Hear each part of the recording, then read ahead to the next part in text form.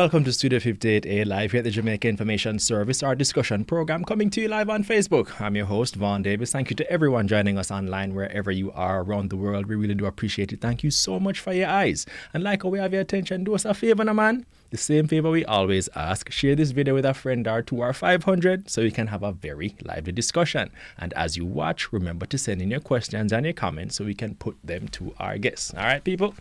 Now, if you visit a gas station lately, I don't have to tell you why an electric car seems like a good idea for your next car purchase. And even though some steps are being taken towards incorporating electric vehicles into Jamaica's vehicle sales and transportation sector, I think I, like most Jamaicans, am wondering what's the holdup? Why aren't there more electrical vehicles out and about in Jamaica? The answer, I think, lies in the fact that despite the efforts of the government to create an enabling environment for the EV sector to thrive, it's the private sector operators who have to put up the cash to bring in the vehicles, to create the ecosystem where the customers can comfortably and confidently purchase one of those vehicles. So to understand what's keeping us back, we need to hear from the private sector stakeholders, right? And that's exactly what we're going to be doing today. We have with us online Group Marketing Manager at the ATL Group, Christina Taylor, and ATL Group Technical Trainer, Mike Bebbington, who are going to give us some insight into how they plan to help open up the electric vehicle market and get consumers ready to make that transition. Welcome to the both of you. Thank you for joining us here today. Thank you. Thanks for having us, Vaughn. All right. So as I mentioned in my opening statement, it's not a decision that you're going to take lightly because, you know, for you, on your end, the stakeholder end, that is, because to make this investment, this is not something you're just going to up and be like, oh, we're going to bring in electric vehicles to Jamaica. No, it's something you'd have to do after a bit of analysis of the local market. Are we ready? Is there an infrastructure? You know, can you put the cars out there and will people come because they feel confident that when I buy this car, there is a support infrastructure there. So can you guys, let me start with you, Christina. Give me an idea of what kind of look, what kind of eyes or lens you are looking at the Jamaica market with to decide whether or not it's time to really start bringing in these electric vehicles and try to make that push to convince consumers maybe an electric vehicle is their next best vehicle. So, Vaughn, really, we've been working with our manufacturers, our global manufacturers, for several years. We've been looking at this from over 5 years ago. You know, looking at the infrastructure, looking at the necessary equipment.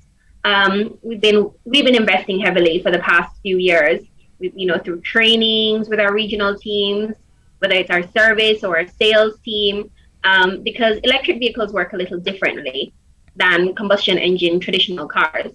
So we've been working with our manufacturers, investing in the training to make sure the persons have the requisite training to service the cars.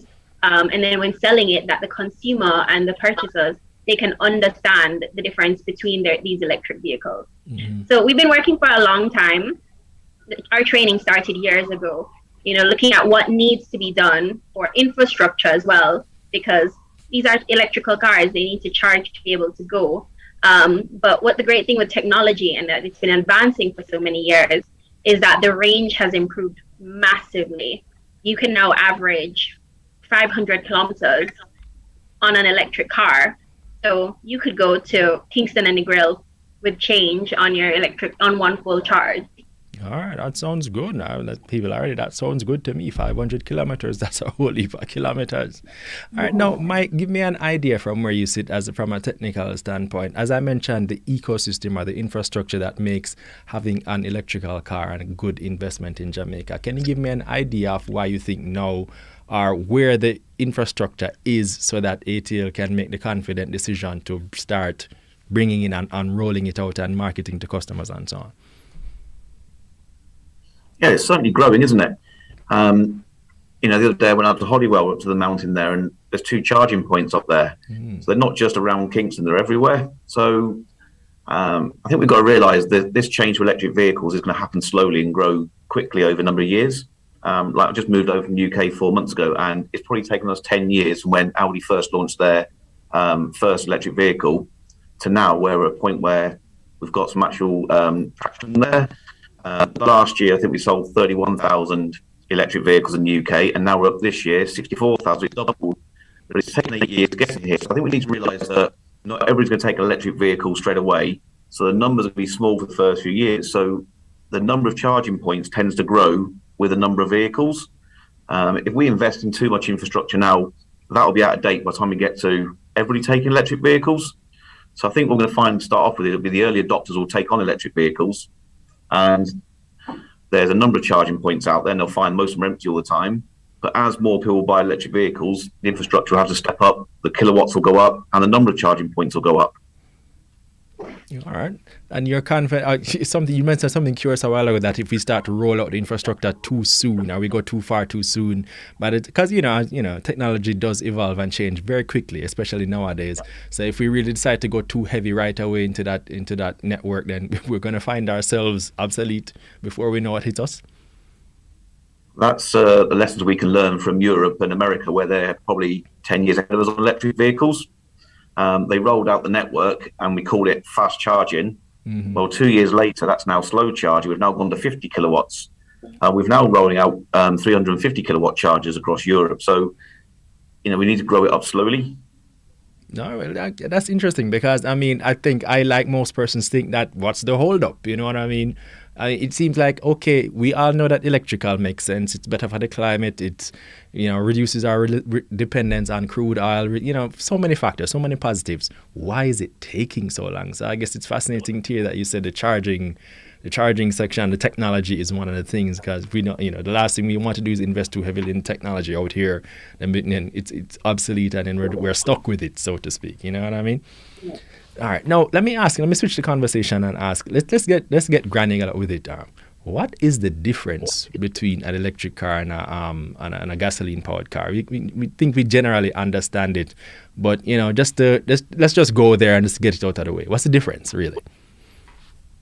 I think for me, the cars are identical apart from the method of drive. When you fit in an electric vehicle, apart from the instrument panel being different, everything else in that car is going to be the same, except you'll probably have more space, because the battery now is the whole floor of the vehicle. So you don't have the transmission tunnel in the way. So backseat passengers will certainly have more leg room. The vehicle drives a lot more smoothly, a lot quieter. We've not got to go and fill up at the gas station every couple of weeks. So you've lost a lot of that engine noise. So the vehicle's certainly quiet and very smooth to drive. There's a lot less moving components on the vehicle. Yeah. All right. And there are actually 3 types of electric vehicles. Most people don't realize that. You have hybrids, which have both a combustion engine and an electric motor. And when you're driving on the combustion engine, petrol, it actually charges the electric motor. So you can switch between which drive mode you'd like on your driving situation and your driving style for the maximum efficiency. All right. So let me ask you this now. How is ATL? Let's go there in terms of how is ATL helping to make the transition happen? Because as we said, it really boils down to you guys, the stakeholders, the vehicle importers, the distributors, the salespersons, to start rolling out the vehicles and then marketing to persons, letting them know that, okay, you can come in because we have what you need. So how are you making the shift now to make persons more confident about being able to purchase an electric vehicle in Jamaica? So going back to the type of electric vehicles that we have hybrids. We also have plug-in hybrids, which utilize the charger, but then also operates on petrol as well. We've been introducing those for the past few years as a soft introduction to electric vehicles into the market.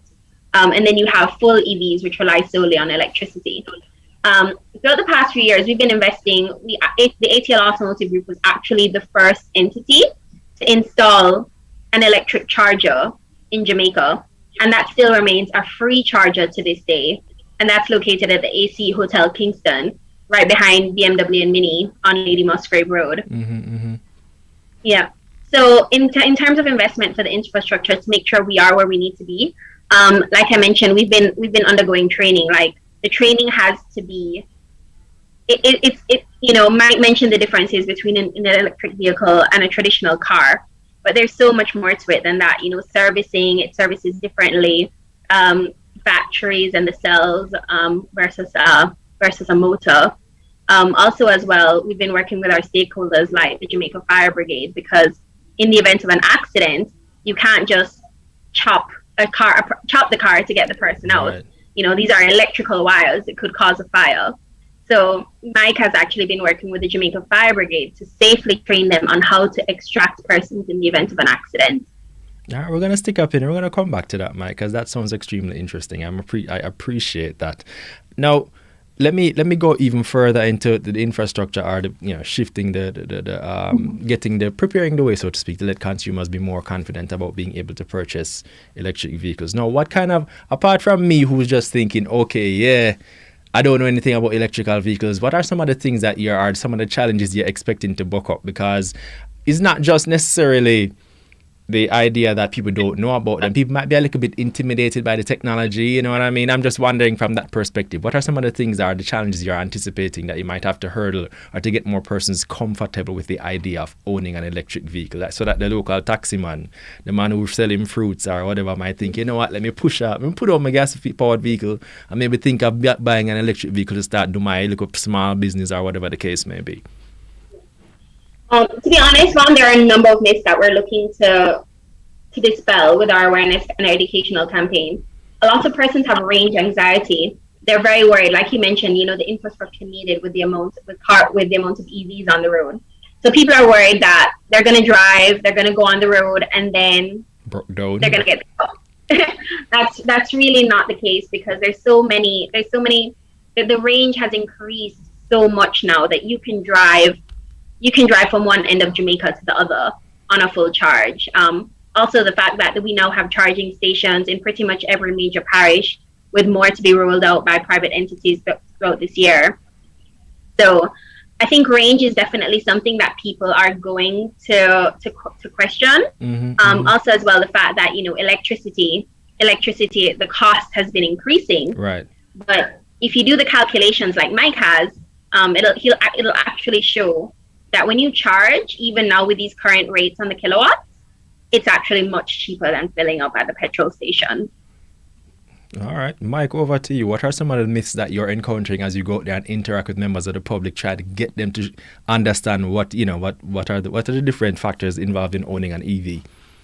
Yeah, no problems. I think a lot of people suddenly realise they drive a lot more miles than they actually do every day.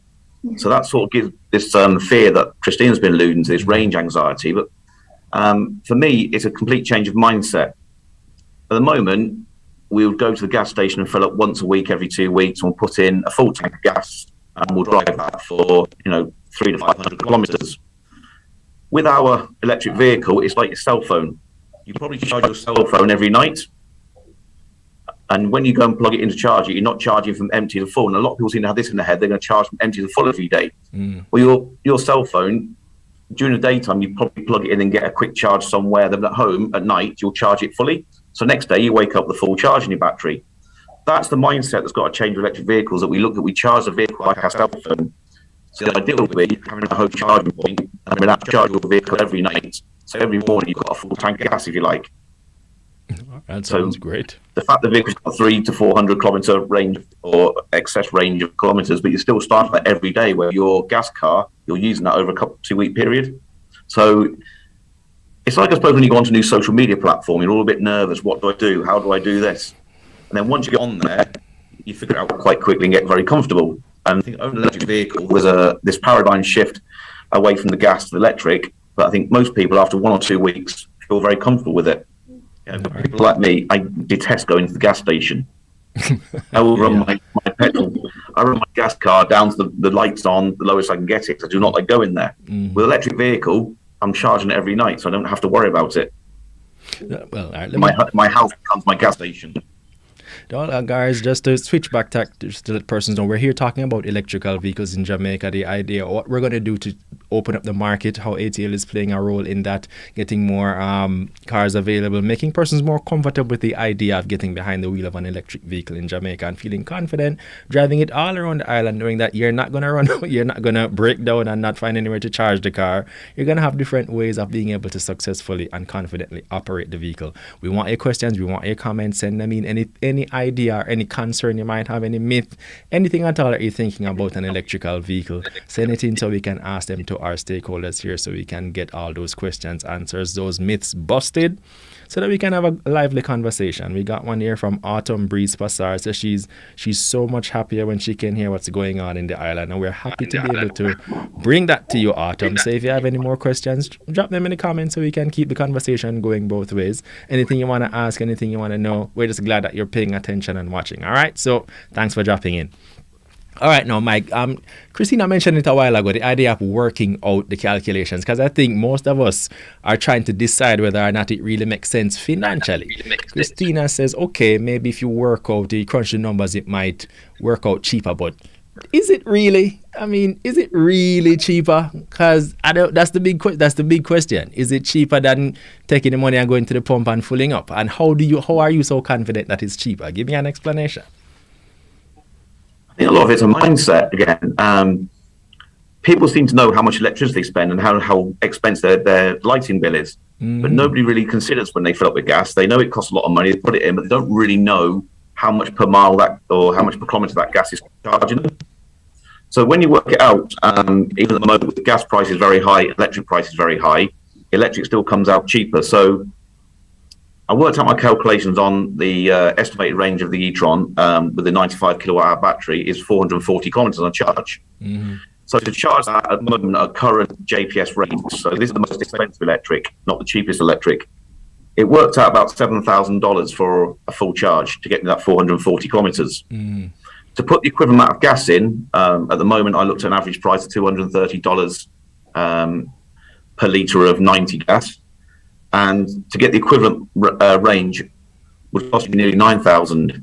So there's already nearly a $2,000 difference getting that 440 kilometers. $2,000? Yeah. Can't ignore that. That is better. And these are on the expensive rates, not looking around for getting cheaper electric. If you've installed solar panels at home, you've automatically then cut your bill, by a considerable amount, haven't you? Yeah, sounds good. Sounds good so far. I don't know if I'm going to trust you just yet, but you sound good. You're kind of starting to convince me a little bit. All right, Mike. Now, we're in the very early days here with the electric market. So at the moment, it's probably still quite an even split there. But what you do is, as you charge your electric vehicle mainly at night when you're home from work and your car's parked up on the outside the house, what you'll find is electric companies will start to adjust their prices to make like a car rate where you can then get cheap electricity at night. So, when we look across Europe and America, how they're operating, you'll see that they're encouraging people to charge their vehicle at night and they get a cheaper electricity rate. So that price that I'm looking at for electric, I estimate will drop over the next couple of years as we start getting more mainstream of these vehicles. Fantastic. Christina, I know that when I was checking it, I understand that Volkswagen is one of, I suppose, behind Tesla, everybody knows Tesla, is maybe the second or the world's second distributor of electric vehicles. I don't know if that's right. That's just some stat I picked up on the internet or something like that. You can correct me if I'm wrong. With that in mind, are the models, do you have the models, as like I said, the stakeholders, it boils down to you guys bringing the vehicles in and making them available to the public. What range or variety of, how confident are you that you're able to provide a wide enough range or variety of models to satisfy the local market? Or what kind of consideration are you giving to the kind of models that you're going to bring in to make available to the customers in Jamaica? Right. Well, you were right, Vaughn. Volkswagen is the largest automotive group in the entire world. And right behind, and they actually do produce more electric cars than Tesla right now. So they're actually number one. Volkswagen took it as a business decision to electrify all of their models and to do so very quickly. So they pulled on the strengths of all their brands, Audi, Porsche, Skoda, Lamborghini, the works, and they put together to electrify Volkswagen. And they have everything from micro hatchback down to the VW camper van, now known as the ID Buzz. So there is something for everyone. And we're working with our manufacturers, our brands, to see what we can get, what fits the market, because of course we have to look at price. We're just talking about the price to charge the cars. And persons are still hesitant as well, that they think an electric car costs a little more. We've been waiting on the government for this, for this concession, basically, for this duty break on cars for a long time. It's something that the automotive industry locally, that we ourselves at ATL have been lobbying for years for. We're very late behind the game of other Caribbean islands. So working with our brands to see what we can fit into the price points of Jamaica. Jamaica is a very price conscious market. Absolutely. But it makes a very big difference, and especially the fact that we're so dependent on the US dollar. So when we import our cars, we're buying it based on the US dollar. So clearing it and those duties, it all adds up. Right. So we're working with our brands. We have a number of cars that we are launching throughout this year. Like I mentioned, we have the hybrids, you have the plug-in e-hybrids, and then you have the fully electric vehicles. So we have a wide range across all of our brands for all three types of electric vehicles. So for persons who want to, dip their toe in the water and not go fully electric, we have the Kia Niro, which is a hybrid car. And we also have the Honda HR-V, which is launching the very first hybrid SUV in the Caribbean for Honda. So persons can, dip their toe in the water, see if they like the electric feel, the lessening on their gas tank, and then we also have the plug-in e-hybrids. We have the Porsche Cayenne SE Hybrid, which is an SUV, the Porsche Panamera SE Hybrid, which is a sports car, and as well as we have for BMW, we have the X3 and the X5 plug-in e-hybrids. All right. So I guess the next question I want to ask is about performance. There are some persons, I think they may have been debunked to this level, but then again, maybe I'm just one of those few persons who have seen this information. But there are many persons who think that, there's still a stung that these electric vehicles don't perform as well. You don't get the same sensation when you get behind the wheel. You sink the gas and you start hitting the road. You don't feel the same. Because, car lovers, that's a big deal to car lovers. It is a big deal. You want to jump behind it. It's a big deal. And that's actually a myth we're going to dispel as well, Vaughn. A lot of people think that electric cars are not as fast as their petrol counterparts. Right. And that is completely false. With an electric car, it gives 100% of the power. So they get that torque instantly. So you have the Porsche Taycan, which can go from 0 to 100 in 2.5 to 3.5 seconds. Okay. I don't think the road safety authorities is too happy about this. People will drive responsibly. Right. But, you're also still hitting top speeds of 250 kilometers an hour in the Audi e-tron. I don't want to say it, but much higher than that in the Porsche Taycan. Okay. So performance is not very an issue. Performance is not an issue. No, not at all. So fully electric, it's the way to go. You responsibly. You're getting more speed while also saving the environment. No air pollution, no noise pollution, which is also a factor. More efficiency, more space in your car because, like Mike mentioned, you don't have the engine taking up space, so there's more leg room and it's lighter. So there are much more benefits to going electric. All right, sounds good. I'm being confused. I'm devil's advocate today. I'm the guy who don't like electric cars any at all, and your job is to let me think by the end of this program. You know what? I think I might just go down to ATL and see what y'all got on the showroom down here. All right. Vaughn, in my experience, talking about electric vehicles doesn't really bring it home to people. Right. You have to get people in for the test drive, get people to live with the car for a couple of days. And you'll feel the big smile on their face. There's no going back. Once you do an electric vehicle, I think you're sold. All right. But you mentioned in terms of being able to... The only argument you can't win at the moment is probably the sound. Which is none. Which you can download. You can also download and you can play as well. So best of both worlds. All right. Let me ask you this now. In terms of, you mentioned being able to charge them at night. Would that require me to get maybe one of these chargers in my house, or maybe retrofit my home to be able to charge the vehicle at my house, or will I be required to go to a particular station or a charging station to be able to, to know my nearest charging station to be able to charge the vehicle? No, I think the charging stations out there in the public network are more convenient. So what you find happen across Europe again is all the supermarkets put the chargings in their car parks. So you go to the supermarket, you're now plugged in, getting free electricity. You're going to spend longer in their shop shopping, aren't you? Okay. So there's a public network out there, but that's more for me for convenience. Like again, charging your cell phone. If you're out in a restaurant or a bar and there's a USB port there, you'll plug in and get a little charge. But the majority of your charging needs to be done at home overnight.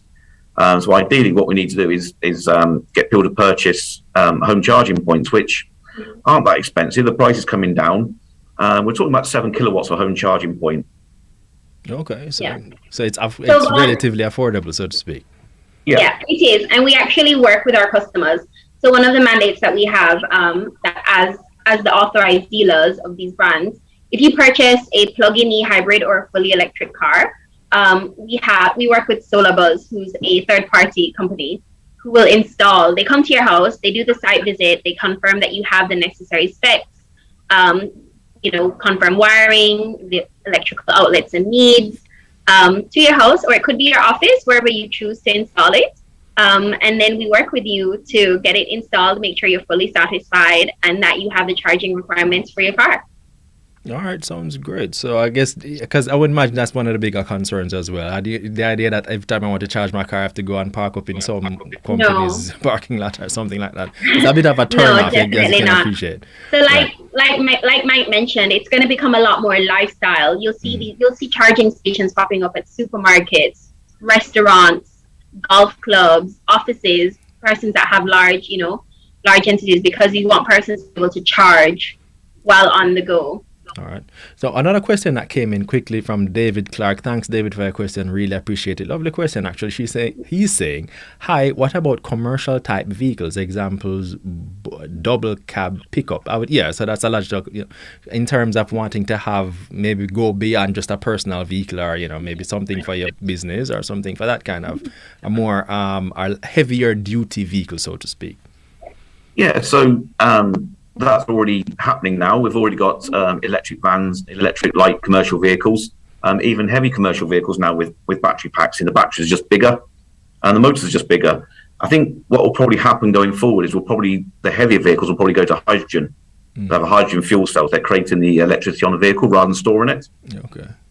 But light commercials and SUVs and cars will be battery electric vehicles for the foreseeable future. All right, so it's not necessarily... that has already started, David.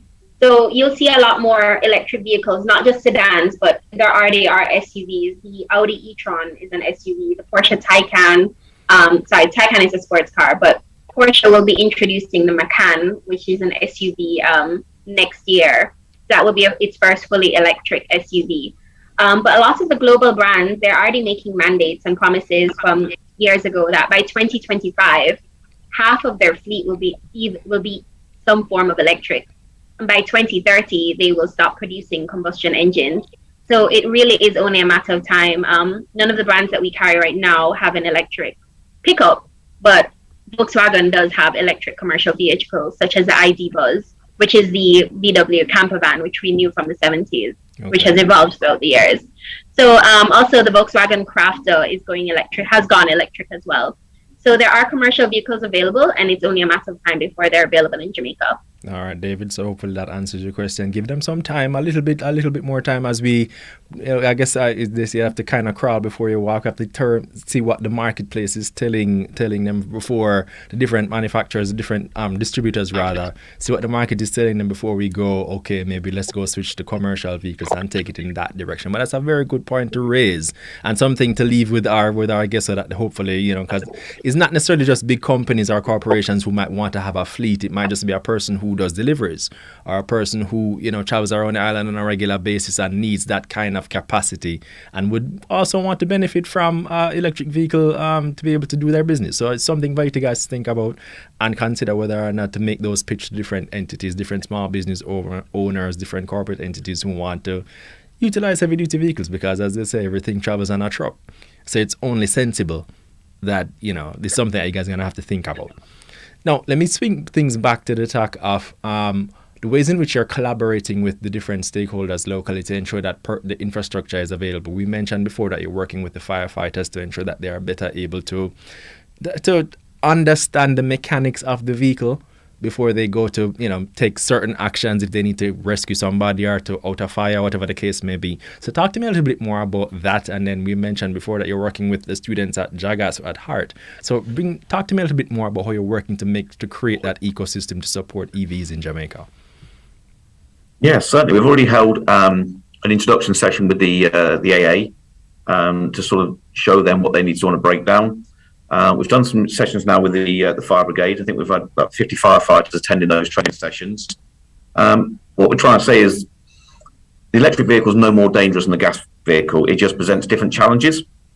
So if a firefighter goes in an accident involving a gas car, there's probably 50, 60 litres of fuel involved, which is a big flammable hazard. Right. Whereas the electric vehicle has got a lithium-ion battery, which could cause a different type of fire hazard.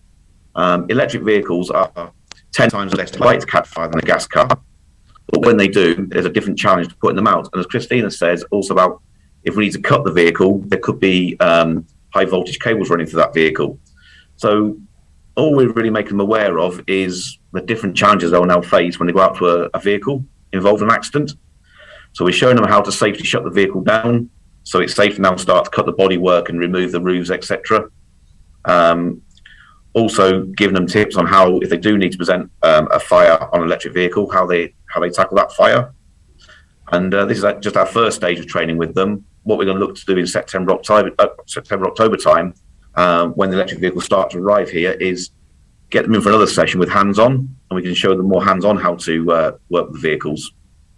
Right. So talk to me also now about working with Heart and making sure the next generation of mechanics and, motor vehicle operators, workers, that kind of thing, are able to provide the kind of service to members of the public who will own these cars and be able to get them fixed or feel confident that, there are resources or there are persons available who can help them to sort out any challenges or issues that they might be having with the cars. I would imagine computerized technology is a far bigger component of how these vehicles operate. So I guess that in itself might also be a challenge. But talk to me about the different ways and the different work that you're doing to raise the awareness and the consciousness of the mechanics and different operators. Yeah, so here at Oxford Road, we've got 3 of us that are going to be factory qualified to work on electric vehicles. We'll have to train more staff as the vehicle numbers get higher and higher. So with Jagas, next week we're doing 2 sessions with their teachers to introduce them to electric vehicles, and again try and get that mindset. Now we're not looking for, it's not a mechanical job anymore.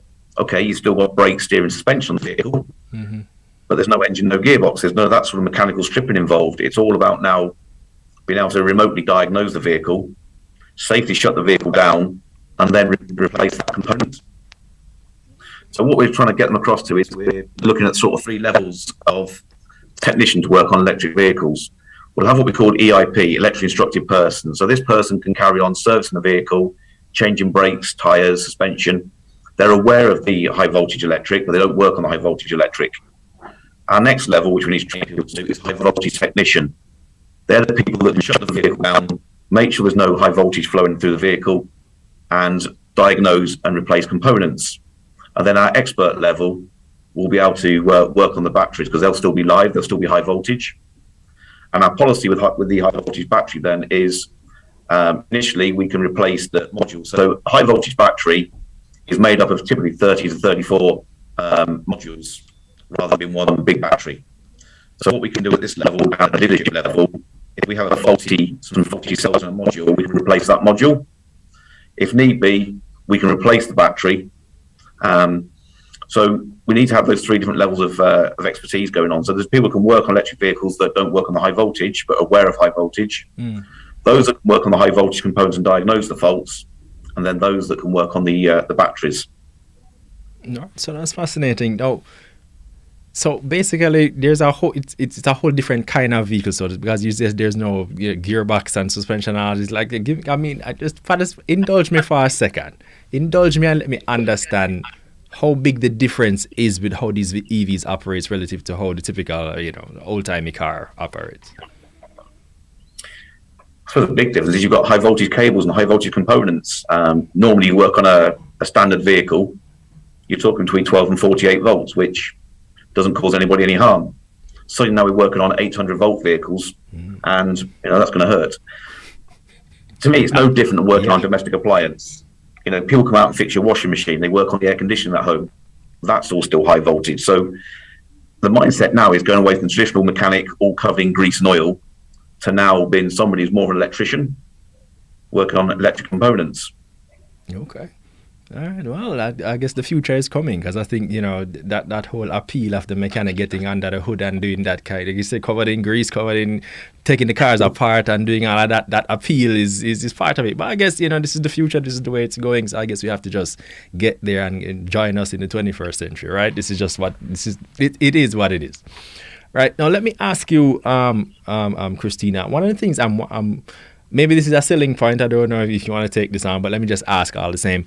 In terms of being able to use, can these electric cars, for example, are they generators? So I'm thinking, for example, in situations where you have maybe a natural disaster, light goes out, that kind of thing, you can use your car to charge your phone or offer some, you know what I mean? You know what I mean? That kind of thing. Am I way off base here, or is there actually some truth to that? So I'm guessing, Vaughn, you're thinking like, normally in a hurricane, power goes, electricity is cut. Persons would go to turn on their car, to get some AC if they're going to sleep, they want to be comfortable. You're using the USB ports to charge your phone, get some charge, and maybe get some lights with, right. With the headlights. But yeah, it would still remain the same. But in terms of a generator, if you're referring to running your fridge off of it, then no. Maybe not to that extent. No, for example, like charging your phone or charging a smaller appliance, that kind of thing. I'm wondering if that's more about that's a different kind of configuration or altogether. Right. So just remember. Come again, Mike. Say that again. It has been tried. It has been muted. The idea you just mentioned. But at the moment, I think we're not going to do this at the moment, but maybe in the future. So I wouldn't say no to that idea. It has been trialed, but at the moment, I think we're not going down that route. But I would say maybe in the future. All right, I'm just wondering because I think it just seems like if you have a storehouse of electricity that's charged up and you can use it for, in different situations, you know what I mean? So it does seem to make sense in that kind of. But then again, I'm not the expert. I'm just asking the question. Vaughn, you're thinking in the future, so don't worry. You're already on that mindset. All right, that sounds good. Yeah. All right, so what are some of the? I understand that you guys are rolling out a website to kind of make information about EVs and the different things that you're doing in the electric market more accessible, so persons can do their own research and have a better understanding of what's going to happen. So talk to me about that, Christina. Yeah, Vaughn. So this way, like you mentioned, we're basically laying the foundation. We're trying to dispel the myths. We're trying to give persons all the information that they need, on what are EVs, where can I charge my car. So this website will be a plethora of information that persons can learn about everything EVs. We'll have an integrated map with all the charging stations island-wide throughout all different third parties that persons can access. How far is it? Will I be able to make it? Yes, you will. So along as well, like the lineup of vehicles that we carry, we spoke about the hybrids and the PHEVs, but we'll also be launching a number of fully electric vehicles starting next month with the Mini all-electric 3-door. Mm-hmm. We have the Audi e-tron, which is an SUV, coming in July. The Audi RS e-tron GT, which has about 450 horsepower. And it's it's absolutely mind-blowing and breathtaking and stunning visually. As well as the BMW bring it down, i4. Christina. You sound a little too excited. Don't get too excited. It's a beautiful car. You should see the pictures. All right. The BMW i4 as well, which is also stunning, and the Porsche Taycan later this year. So there is a number of cars, like we spoke about. These vehicles are coming. We're just trying to educate persons so that they're aware, they get comfortable, because whether we like it or not, this is the future. There is going to be a point where combustion engines will stop being produced. Right. If you want to purchase it, you end up importing something that's very old, very outdated. Petrol stations will also eventually become a thing of the past. You'll see that many of them nowadays are installing charging stations there because they also know this is the future. Right.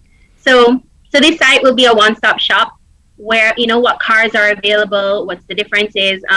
We're also working with external stakeholders as well, such as financial institutions and insurance companies, because financing and insuring these cars are now, it's like we've been talking about the differences between regular cars that these stakeholders need to understand. Okay, most persons in Jamaica, 95% when purchasing a car will finance a car.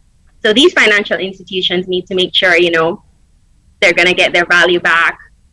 The insurance companies need to know what they're insuring, what are the costs of home charges, etc. So we've been working with them for a long time, and we're working on some very good preferential benefits to ATL Automotive Group customers who purchase EVs, that they'll have access to these rates. All right, so let me ask you this. Does ATL have a particular mandate, let's say like how Volkswagen has decided, okay, we're going to move towards, I would imagine it's dependent on your suppliers, different car manufacturing companies and what their decisions are, but in terms of going the EV route and being, have you floated the idea or considered what percentage of your vehicles you're thinking, okay, we're going to start making the EVs available so that, you know, members of the public can have access to benefits, and just from a corporate standpoint to say, okay, this is our contribution to the climate change crisis, and just that overall disposition. Have you guys decided where you're going to go in that direction? Well, we take corporate social responsibility very seriously. The ATL Group is a part of the Sandals ATL Group, which is the largest private sector organization in the Caribbean. So we've been doing a lot of green initiatives throughout the years, you know, whether it's Drive Green, which we launched in 2015, whereby for every car that's purchased, we plant one tree to offset carbon emissions. We've also gone solo with all of our showrooms since we've created them. So we have solar panels on top of our rooftops to charge us and to give us power. We do recycling initiatives, etc. So we are set to continue to maintain to be the leading automotive dealer in Jamaica and to pave the way with e-mobility. So whatever vehicles we have access to get, we will be bringing them in, because we believe Jamaica will be ready, but also Jamaica is ready. There are already corporations, you know, international corporations who work here in Jamaica and have outlets and distribution centers who are they only want to purchase EV vehicles, and that's the mindset, because they want to help the world reduce their carbon emissions, reduce pollution, and play their part. All right. I guess the last question I have before I kind of bring things off, like if I'm a rural customer, because I mean, rural persons in Jamaica tend to feel like they get the short end of the stick. If you're not in Mobile or you're not in Kingston, you feel like, you know what, I hear all this what you're saying, but I just feel like this doesn't apply to me. You know what I mean? I hear what ATL is saying. I hear what all the different work you're doing, but it sounds like it's Kingston or Mobile or one of the more metropolitan sections of the country. Now, if I live in Woy way back in, I'm not going to call any particular community's name. I'm just going to say somewhere really far away from the general Kingston or wherever. How confident should I feel based on what you're saying that I can buy an EV, feel relatively confident that I can get it charged, go around and do what I need to do, and feel confident that, you know, this conversation applies to me?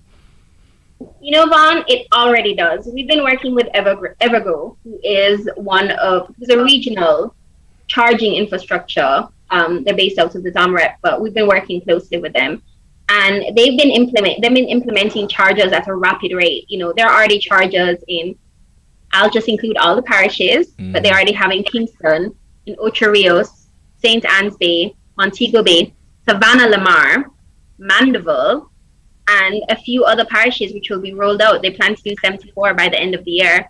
So they are and will be, anyone, whether you're in Kingston or Montego Bay, can have access to this.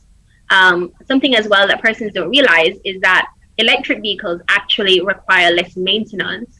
So rather than regular combustion engine petrol vehicles that have to service either every 5,000 kilometers or 7,500 kilometers or every 6 months max, electric vehicles only need to be serviced once a year. So it's less upfront cost for a service, because we know servicing is a pain. You're without a car, you know, something might be wrong, you may need to change your brake pads or etc., or your transmission might go. You don't have to worry about that anymore with electric vehicles. All right, fantastic. All right, as I bring things down, I guess I want to give the last word to both of you. Give our word to both of you guys, just to give a persons once again a sense of confidence that EVs are the way to go. EVs are not something you should be intimidated by. Mike, from your perspective, I want you to just bring home to persons that this is not something they need to be intimidated about, that cars that they're going to bring in are going to be able to satisfy their demands, help them to do as they normally would without necessarily feeling like they're losing anything or making an investment that is an unsustainable thing. You know what I mean? So they might feel like, boy, this is expensive, you know, and I don't even know if this even makes any sense for me. Why does it make sense for me as a person to go ahead and choose an EV at this point in time? I think for me, yes, price at the moment they are a bit more expensive, but that's because they're new to the market, and like everything comes new to the market, when the latest cell phone comes out, it's more expensive than the last cell phone. But prices are gradually dropping. We've seen in the last 8 years, prices have dropped year on year. So I think the price differential will disappear in the next few years. As Christina said, a lot less service on an electric vehicle. You've got no oil change.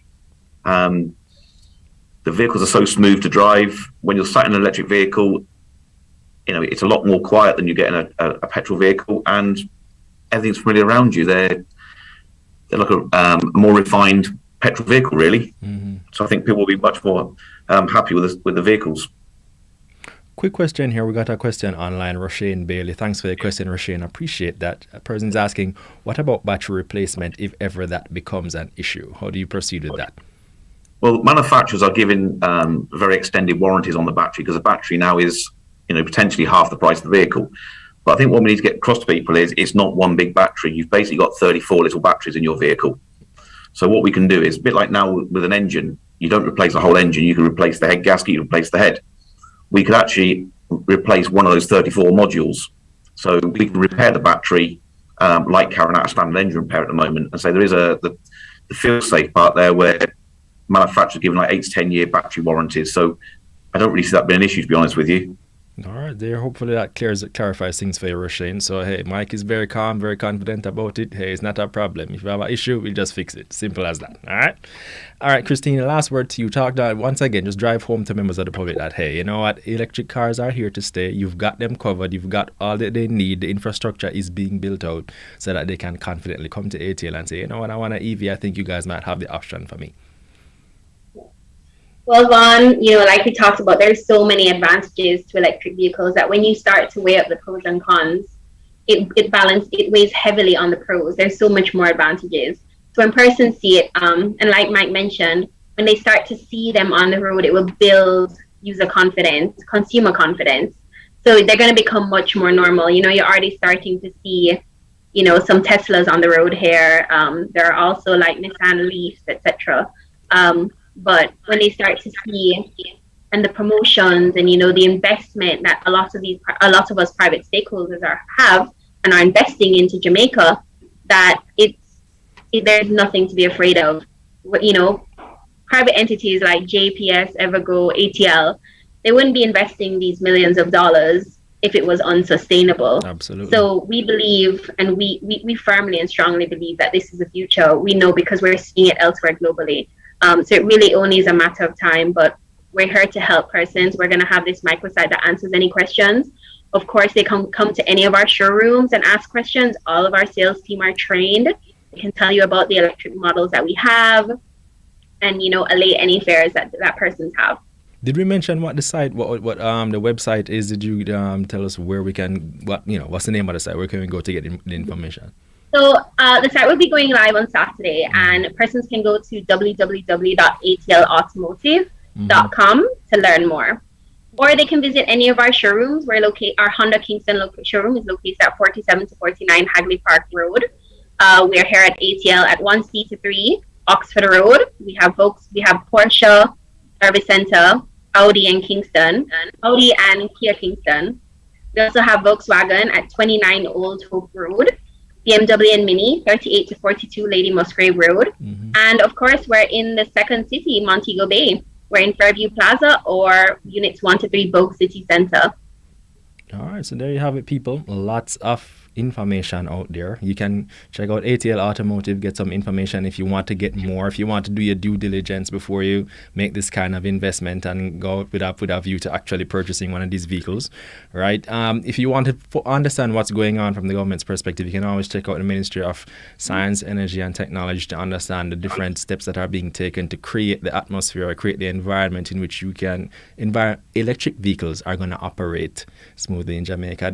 Naturally, there's going to have a lot lot of behind the scenes legislation that's going to have to take place. Another time we're going to talk about it another time. Today we're going to introduce you to what the different things that are being done on the ground by the distributing companies, the car manufacturers, the car dealers rather, to make sure that the cars are available and accessible to you. All right, thanks for joining us today. It's a really great conversation. You guys really added some good food for thought. I hope we have converted a couple of people so that whenever they think about an electric car, they're not necessarily thinking about it with skepticism.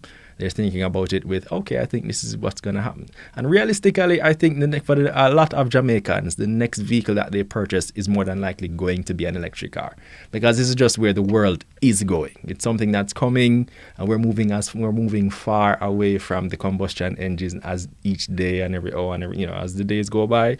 That's how far we're going away from the combustion engine, which I'm sure many people are sad about. But you know what, we have to just embrace the change, because that's what it is. That's the name of the game. All right. With that said, I think it's time for us to wrap. Thank you to everyone who tuned into our discussion, especially those of you who sent in your question and your comments. Really, really appreciate those as always. And if you have a question and you want to ask it, just go ahead, drop it in the comments. We can go through afterwards and put you in contact with our guests so you can get the right information. All right. Remember, our audience plays a major part in our show. So if there's anyone particularly you'd like us to have in studio, let us know. We'll try to have that person in studio as soon as possible. Don't forget to follow us on Facebook, Twitter, and Instagram at Jamaica Information Service to see who will be in studio next. While you're at it, you can check out ATL, right, Christina? Right. Yeah, on all the different social media platforms, right? Our Facebook, Instagram, Twitter. You can check out ATL Automotive on any of those sites or any of our brand pages. Honda, Volkswagen, Audi, Kia, Porsche, BMW, and Mini. Yeah, there you have it, people. Go check them out, see what the different options are, what the different things that are available to you they can take advantage of. Like I said, man, notwithstanding the different efforts to create the environment, these are the people who are going to actually provide the vehicles. These are more than likely going to be your point of contact when you actually go and decide to go and get an EV, right? And they're going to be the ones who you have to talk to. They're going to explain it to you. People like Mike going to come and explain, like, yeah, no, man, he's a good kid. Yeah, he's a good car. You make good decisions, something like that, right? So, people, we do this every week live on Facebook. I've been your host, Vaughn Davis, and this has been Studio 58A Live. Thank you so much for joining us. Please have a wonderful rest of the day. Take care, and take care to both of you guys, all right? Thanks. You're welcome. It was a pleasure.